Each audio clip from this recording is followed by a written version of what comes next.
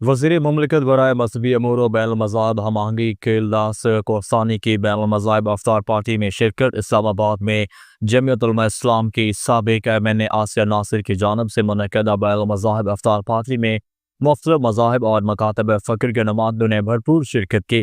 اس تقریب میں پارلیمنٹیرینز، قومی اسمبلی کے ممبران اور تمام بڑی سیاسی جماعتوں کے نمائندے بھی موجود تھے۔ اور مزید تفصیلات اس رپورٹ میں۔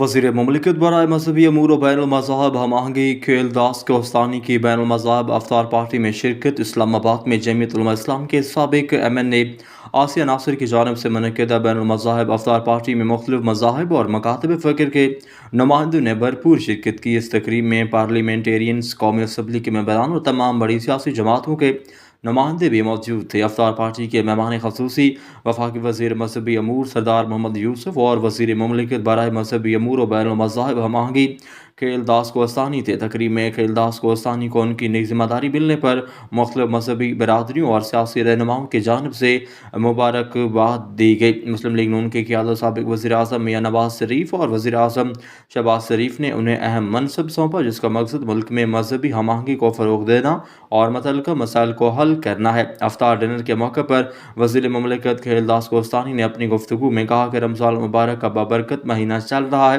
مسلمان بھائی روزے رکھنے اور عبادت میں مصروف ہیں، مسیحی برادری بھی روزے رکھ رہی ہے۔